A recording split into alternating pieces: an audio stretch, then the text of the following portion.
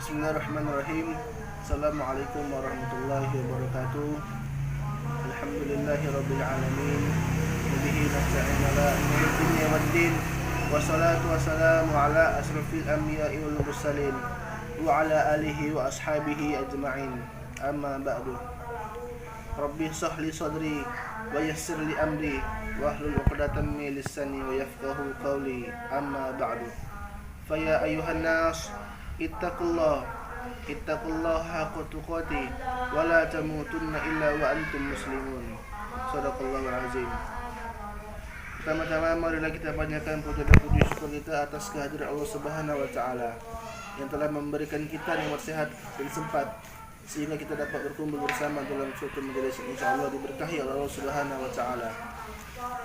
Salawat beriringkan salam tak lupa juga kita aturkan kepada junjungan kita, suri teladan kita, Nabi akhir zaman, siapa lagi kalau bukan Nabi Muhammad sallallahu alaihi wasallam, yang telah membawa kita dari zaman jahiliyah menuju zaman Islamiyah, yang membawa kita dari zaman kegelapan menuju zaman yang terang benderang yang kita rasakan hingga saat ini. Izinkan saya memperkenalkan diri terlebih dahulu. Baiklah, saya bernama Muhammad Sidik Yusuf, kuliah di Universitas Fatah Palembang, Fakultas Dakwah dan Komunikasi, jurusan Manajemen Dakwah, NIM 17 20 50 40 41. Baiklah, di sini saya insyaallah akan memberikan tausiah, insyaallah akan berjudul Isra wal Mi'raj.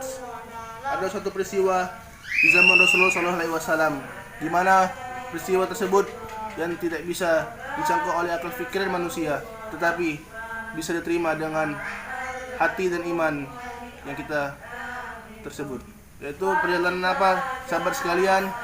Perjalanan Isra wal Mi'raj. Apakah itu Isra? Isra perjalanan Rasul di malam hari, yaitu sedangkan Mi'raj Nabi diperjalankan dari Mekah menuju Palestina atau Baitul Maqdis, dari Baitul Maqdis menuju langit keempat, dari langit keempat menuju langit ketujuh, dan dari langit ketujuh menuju Sidratul Muntaha menemui Allah Subhanahu wa taala. Yaitu Allah berfirman dalam surat Al-Isra ayat pertama yang berbunyi, A'udzu billahi minasy syaithanir rajim. Bismillahirrahmanirrahim. Subhanalladzi asra bi'abdihi laylan minal masjidil harami ilal masjidil aqsa alladzi barakna hawlahu linuriyahu min ayatina innahu huwas sami'ul basir. Yang artinya, Maha suci Allah dan telah memperjalankan hambanya dari Masjidil Haram menuju Masjidil Aqsa yang kami berkahi di sekelilingnya, agar kami perlihatkan kebesaran Allah tersebut. Sesungguhnya Ia Maha mendengar lagi Maha melihat. Dalam surat lain Allah juga berfirman dalam surat An-Najm, yaitu yang berbunyi, A'udzu billahi minasy syaithanir rajim. Bismillahirrahmanirrahim. Wan najmi idza hawa ma dhalla sahibukum wa ma ghawa wa ma yantiqu 'anil hawa in huwa illa wahyun yuha. Shadaqallahul azim. Ila akhir ayat. Itu yang artinya, demi bintang ketika terbenam, kawanmu Muhammad SAW tidak sesat dan tidak pula keliru, dan tidaklah yang diucapkannya itu dalam Al-Quran yaitu menurut keinginannya, dan tidak lain Al-Quran itu adalah wahyu yang diwahyukan menurut keinginannya. Shadaqallahu azim. Baiklah, dari dua surat tersebut yang dalam Al-Quran ini, bahwasanya kejadian Isra wal Mi'raj itu benar-benar terjadi, sahabat sekalian, benar-benar dirasakan oleh Nabi Muhammad, yaitu perjalanan sangat luar biasa. Perjalanan tersebut adalah perjalanan yang tidak mungkin akan diterima oleh manusia, di saat Rasulullah menceritakan ini kepada sahabat-sahabatnya pada kaum Quraisy, belum ada yang mempercayainya atas kejadian yang ia rasakan pada malam hari tersebut.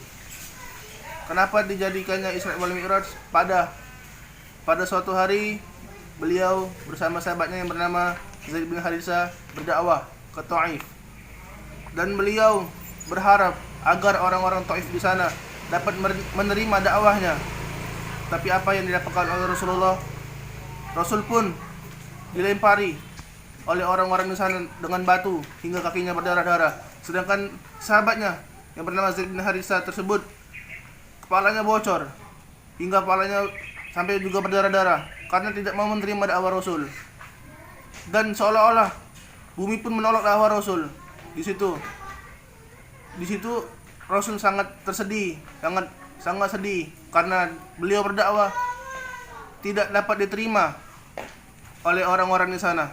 Maka dari itu Allah Subhanahu wa taala mengutus malaikat Jibril agar menjemput kekasihnya yaitu Nabi Muhammad untuk bertemu dengannya langsung di Sidratul Muntaha.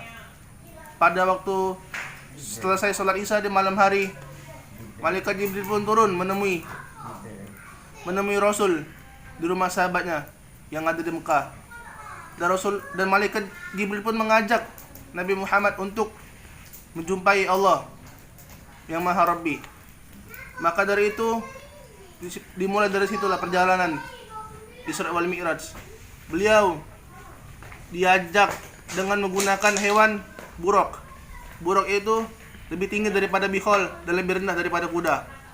Kakinya seluas mata memandang, tidak bisa dihitung dan tidak bisa juga kita ukur ukuran kakinya, apalagi badannya. Dan juga kecepatannya pun sangat cepat, tidak bisa kita bayangkan. Maka dari itu sahabat sekalian, mulai dari sana perjalanan Isra wal Mi'raj tersebut. Nabi Muhammad dari Mekah menuju Masjidil Aqsa dalam waktu sekejap. Dan di sana sampai di Masjidil Aqsa, Nabi Muhammad melaksanakan sholat 2 rakaat, beribadah dulu. Dan dia setelah melaksanakan sholat di Masjidil Aqsa di Baitul Maqdis, beliau langsung diajak oleh malaikat Jibril langsung untuk menemui Rabb. Tapi sebelum beliau ke Sidratul Muntaha, beliau diajak dulu untuk menaiki di langit keempat, yaitu di mana langit keempat itu beliau dipertemukan dengan para nabi, anbiya, warisatul anbiya, dan mereka di sana pun, dan Nabi pun dipertemukan oleh para nabi dan rasul sebelumnya. Dan malaikat Jibril pun menawarkan minuman kepada Rasul, yaitu ada 3 pilihan. Yaitu pertama air minum biasa, air putih, yang kedua air minum susu, dan yang ketiga adalah khamar. Nabi memilih yang susu. Dan malaikat Jibril pun menjelaskan kepada Muhammad, ini adalah gambaran untuk umatmu, bahwasanya nanti di akhir zaman umatmu akan mendapatkan petunjuk dari engkau. Setelah dari langit keempat, malaikat tidak bisa ikut karena di Sidratul Muntaha itu adalah tempat sakral langit, atau tempat yang tidak bisa dinaiki oleh para malaikat kecuali Nabi Muhammad. Jadi Nabi Muhammad dan buruk tersebut yang menaikinya untuk menjumpai Allah Subhanahu wa taala. Sampai di sana beliau pun langsung berjumpa dengan Allah. Dan di sanalah kita sebagai umatnya mendapatkan perintah, yaitu perintah sholat.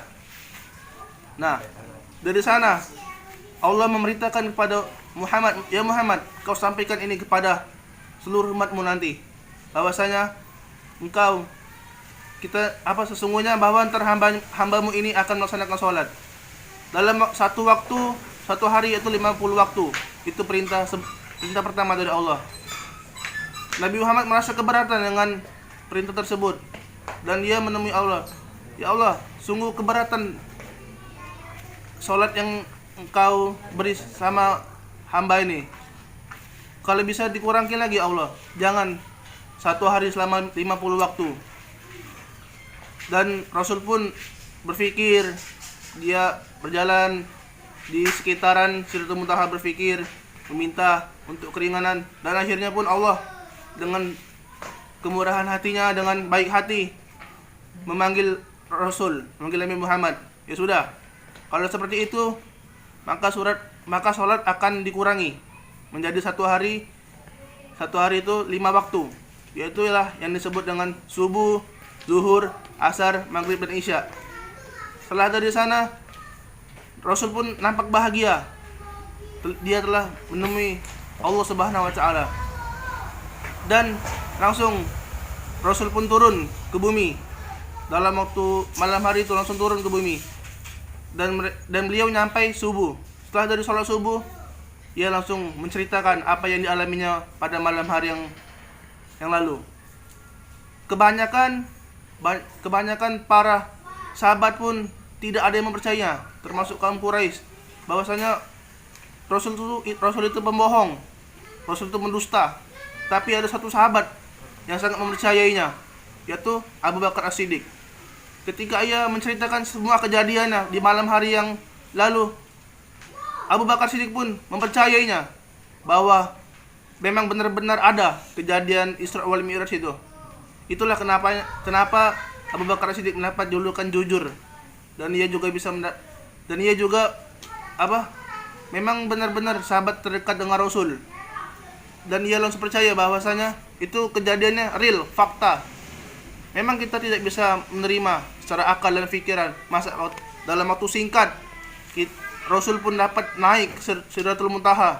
Tapi Allah Maha Adil, bahwasanya memang itu benar-benar terjadi, tidak main-main, dan sudah dijelaskan dalam Al-Qur'an, dalam surat Al-Isra tadi ayat pertama dan surat An-Najm ayat terakhir.